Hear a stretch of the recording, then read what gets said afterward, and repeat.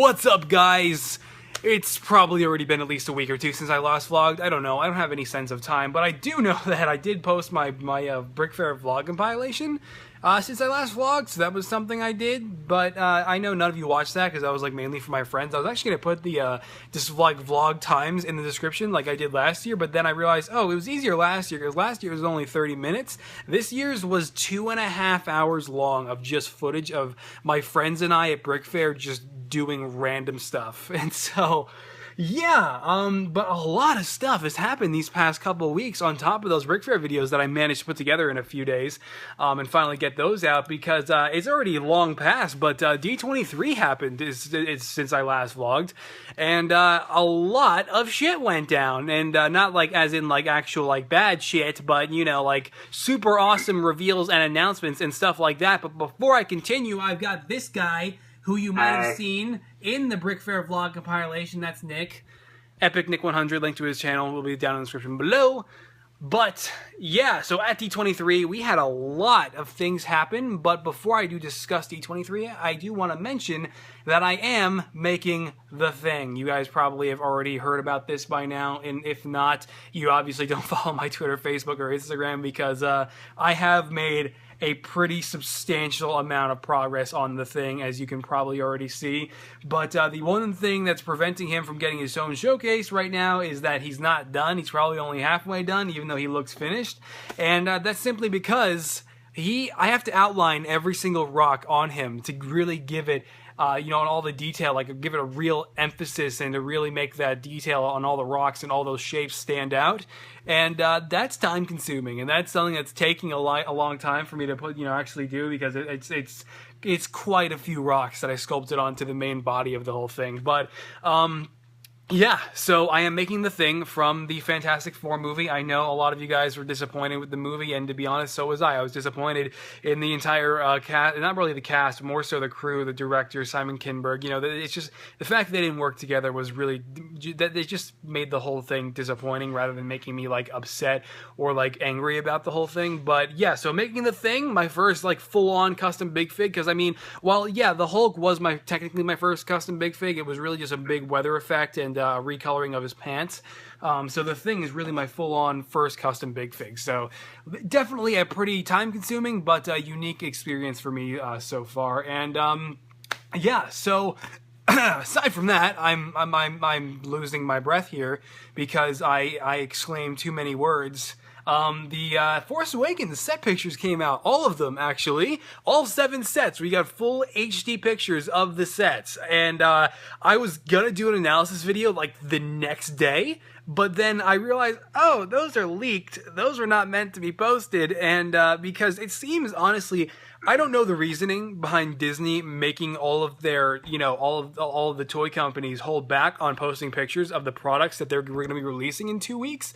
But it's almost like Disney's like, we know our stuff is going to sell, might as well not even post pictures. It's like they have no concern about it, I would imagine, because otherwise, why haven't we seen these show up already? I mean, you know, why haven't we seen some pictures of what we're going to be buying? I mean, we've seen plenty of leaks. If you guys keep up with leaks, we've got plenty of pictures of all the Force Awakens sets now. We got pictures of the Black Series Hasbro figures, the non-articulated, like 3.5 inch figures. Yeah, we even got the pictures of the Funko figures, but it's like, we only got pictures of, like, barely anything officially. I think maybe the only official Force Awakens merchandise photo that we ever got was, like, that what are they called? The Lego, like, they're like the articulated, like, Bionicle type figures. I forget what they're called. I honestly don't. Yeah, basically the Bionicle figures for Star Wars. I don't care what they're called. But that's probably the only official piece, like, actual photo of Force Awakens merchandise that we got that I can recall. But yeah. We talked about it on Brick Talk. Yeah, we talked about every single set on Shotgun 22 SD's podcast, Brick Talk, and that was cool. And we pretty much went over every tiny little detail about every single set. And it's like just actually seeing the Force Awakens sets, and I guess guess I don't have them pulled up right now, but I'm sure you guys have probably already seen the pictures, but they are amazing.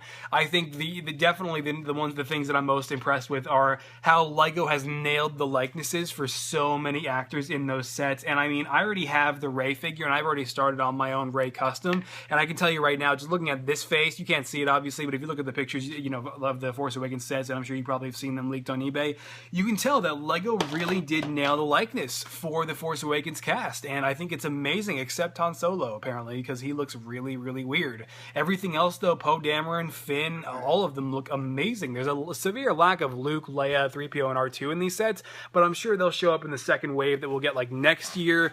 But, yeah, I mean, these Force Awakens sets, I can't believe it's already happening, that we already have pictures of the Star Wars The Force Awakens sets, because they look incredible. All 7 of them. They are pricey, though. The Millennium Falcon is like $150. I mean, it's pretty insane, but obviously I would imagine that's because of how big, you know, this movie is, of course, and how many people are going to be wanting to pick up merchandise after they see it.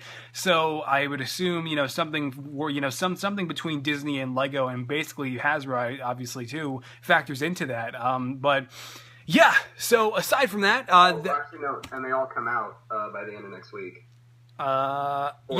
Well, yeah, the Force Friday is September 4th, so it's the Friday after next that all the Force Awakens sets finally do come out, and this doesn't just go for the Force Awakens sets. This goes for the action figures and everything else, and I will be there lined up at my Toys R Us for the midnight launch of all of this madness. It's going to be like Star Wars Black Friday in a couple weeks, and that's going to be insane. And I'm going to lock myself in my bedroom for like a couple weeks and just record. I'm just basically going to be binge recording and editing and doing nothing else for those couple of weeks until I get all 7 of those reviews done, because I do not want to miss out on a single one of those sets, because they look amazing.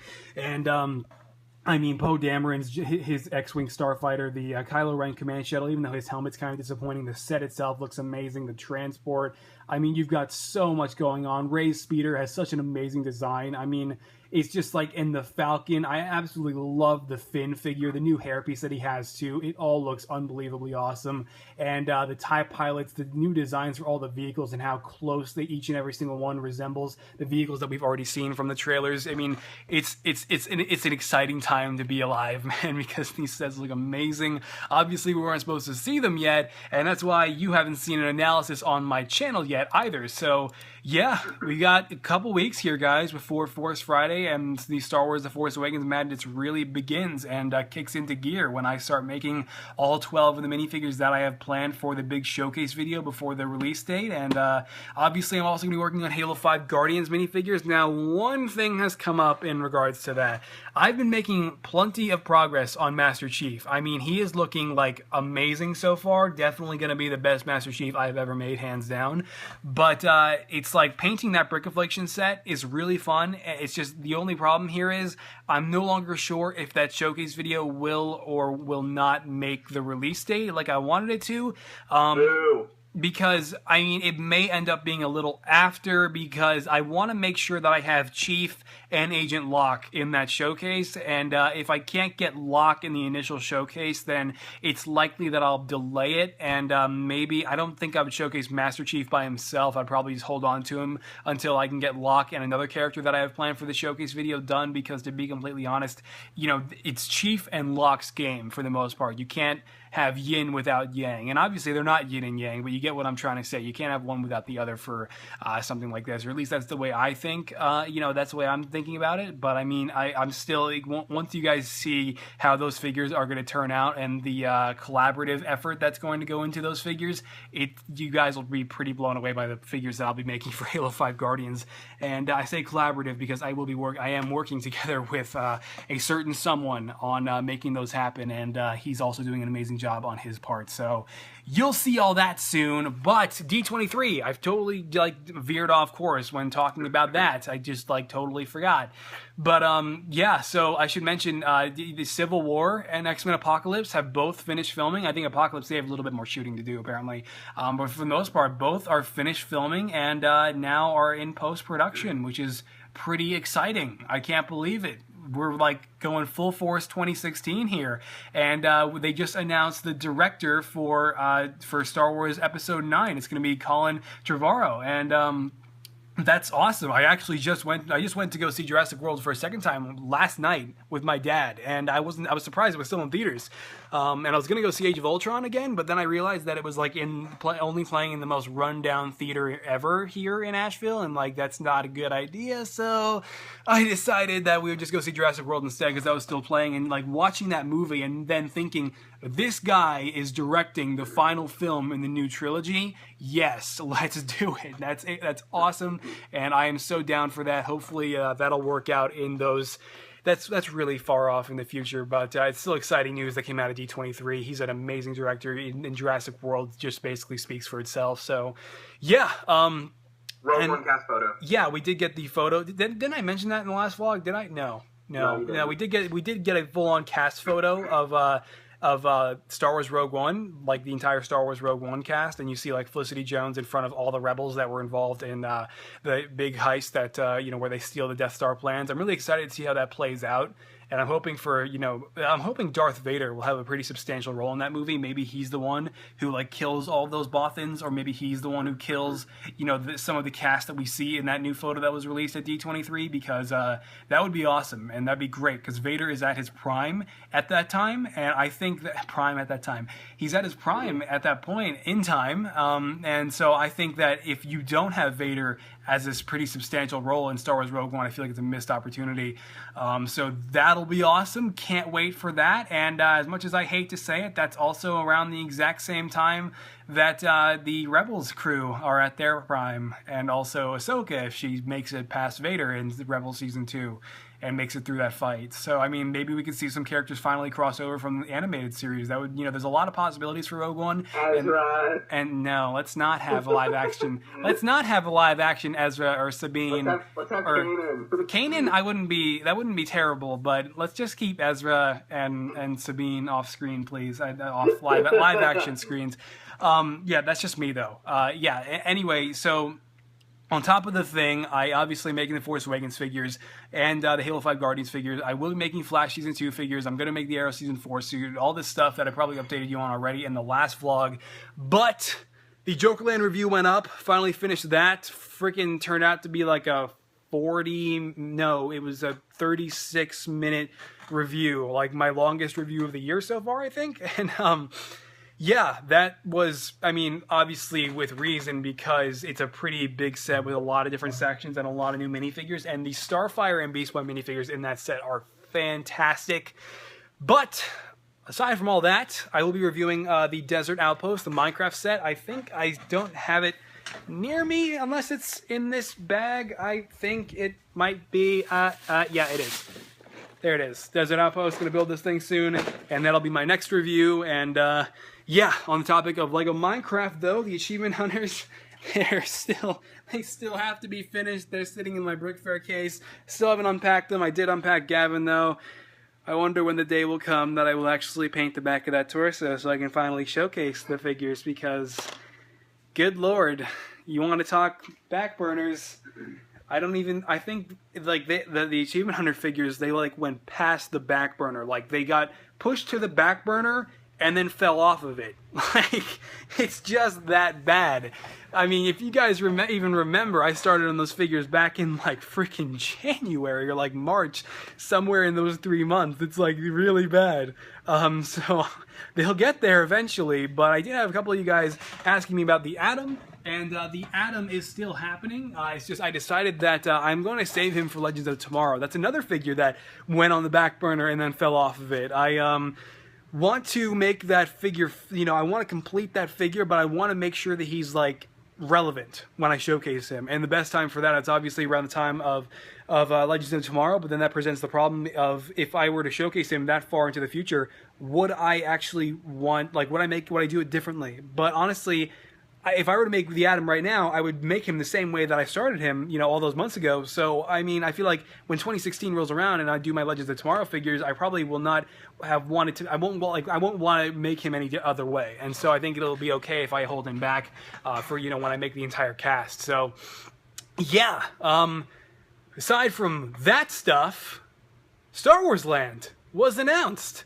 Star Wars Land is happening. And Star Tours, in a few years, will be basically forgotten. Because they're introducing a 14-acre park. Now, wait, Nick, does it go for both? Is there going to be 14 acres of Star Wars Land for Disneyland It's a 14-acre extension of both Disney World and Disneyland. Okay, so it does go for both. And I wasn't sure if it was a 14-acre extension for Disneyland, but then a slightly smaller one for Walt Disney World. But yeah, if it's the same thing, that's awesome. Apparently, you're gonna be able to. One of the rides is gonna be piloting the Millennium Falcon. When you go into shops and things, you're gonna there'll be characters behind the counter, so you'll see a Rodian will ring you up, and maybe a freaking, I don't know, a Mon Calamari will ring you up if you go, I don't know, go to one of the more aquatic rides. Say there's when I say aquatic rides, say they have a ride on Camino, then that you'd exit out of that ride into the shop, and maybe there'd be a Caminoan who would ring you up. That would be unrealistic, though. I don't really think Disney would be able to do a costume like that and keep someone imagine the Force Awakens keep someone in that all day for the grand opening. But you get what I mean. So that's exciting. That's way off in the future. We're talking probably 2020s here. But I mean, it's exciting to think that, when I'm way older, I will have something pretty freaking awesome to look forward to go with. Go to all of my friends. You go take all my friends too. There we go. I'm exclaiming the right words finally. Okay, yeah, you can pay for me. Yeah. No. Yay. No. I got this, by the way. Best Funko figure. I guess they're mainly referred to as pop figures. This is the best pop figure I've ever bought from Funko. Don't say pop figure anymore. It's a Funko. Yeah, well, okay, Funko figure. I was reading a Funko article about these figures, and they obviously have the figures and the bobbleheads, but this is a figure, and the chairman referred to them as pops. So I guess it's a pop and not just a Funko figure. So yeah, that's awesome. This is amazing. Cookie Monster is the best next to Squidward. So, But you have Squidward. Anyway, that's pretty much it for this vlog. But before I do close out, I do want to clarify one thing with you guys that I know a lot of you probably will disagree with me on. And I'm not really sure if you guys would disagree with me on this, but the whole thing about the thing is the fact that I made this using a decool thing. Literally a decool thing. One of these. If you guys don't know what decool is, they're basically Lego's leading knockoff brand. They are it. They are on eBay. They are everywhere, making fairly decent, okay-ish quality stuff. And they had, this really okay ABS thing, and it's good as a base. And I figure, rather than tearing off the hairpiece on a Hulk Big Fig, or trying to take a Dark Side Big Fig and sand off the shin area, what is the point of that when I could just order one of these? And I've had these for the past couple of months. I've just never showed them in vlogs. And I could just use this as a base, and that was always my plan from the start. So, as you can see, and as you will see, it worked out pretty awesome. And if you want to see a better picture of how he looks so far, you can see that on my Twitter, Facebook, and Instagram. And yes, he will have orange underneath his feet, but that is only because it's really useless trying to paint underneath feet, because you try to put them on studs and then all that paint will come basically tearing off, and it's just not worth it. So aside from all that though, I'm going to go, and Nick, you should say bye. Bye. Okay, bye.